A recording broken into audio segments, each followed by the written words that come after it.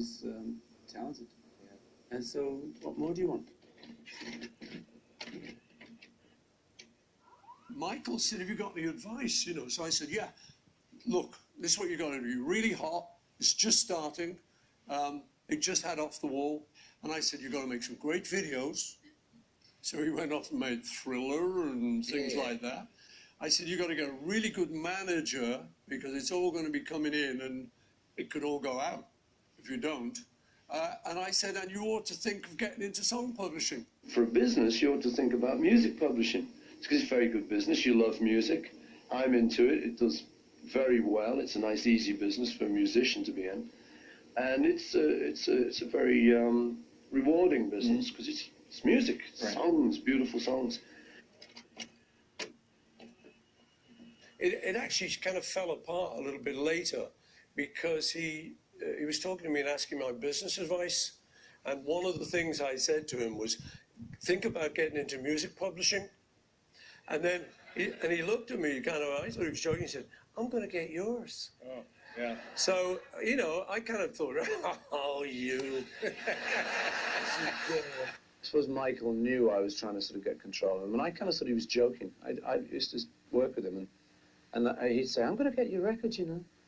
I'm going to get your songs. I'm going to buy your songs. I'm going to buy your songs, you know.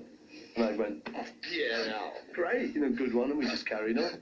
And then a few weeks after that, he said, I'm going to buy your songs. I thought, well, it's a bit of an old joke by now, but very funny, all right, you know. And I still thought he was kidding, you know. But it turned out to be true, and... And just a few weeks later, just somebody rang me up and said, Michael Jackson's bought Northern Songs. And what happened, actually, is then I started to ring him up, because I thought, okay, here's the guy historically placed to give Lennon McCartney a good deal at last. John and I didn't know about song publishing.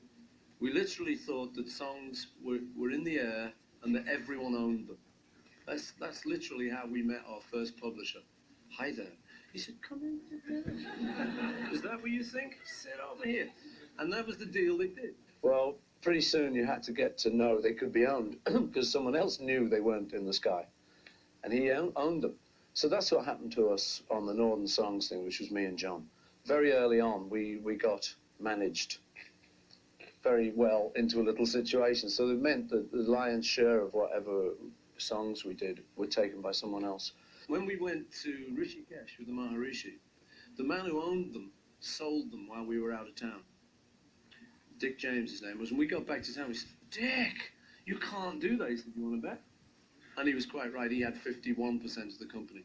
And what happened was, at a certain point, these songs changed hands from the original publisher to another guy, and then to another guy. And at one of these junctures, I was offered the songs. Then there was a chance where I could have bought it.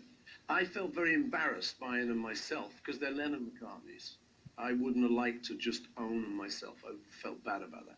So I rang Yoko, and I said, look, we got a chance to buy these songs. The man's asking 20 million, 10 to you, 10 to me. Should we do it? And she actually said, I think we can get it for 5.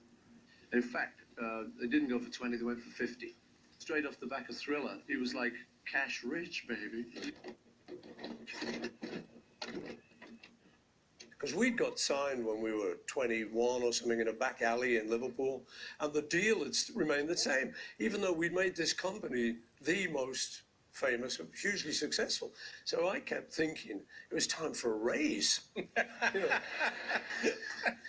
Well, you would, you know. Yes, I think so. And But I do intend to have a word with him. I spoke to him in LA, actually. You did? Yeah, and said, look, we've got to come to a good understanding here, because there are a number of things I don't like about how he runs the company. In our case, the trouble is, like the Nike thing that came up, I don't know if you heard about that, but the trouble is that we never did do commercials. With the Beatles, we had all those offers. You know, anybody who publishes songs, you get those offers. Hey, can we use this commercial? We had the offers from the big soft drinks companies, you know what I'm talking about.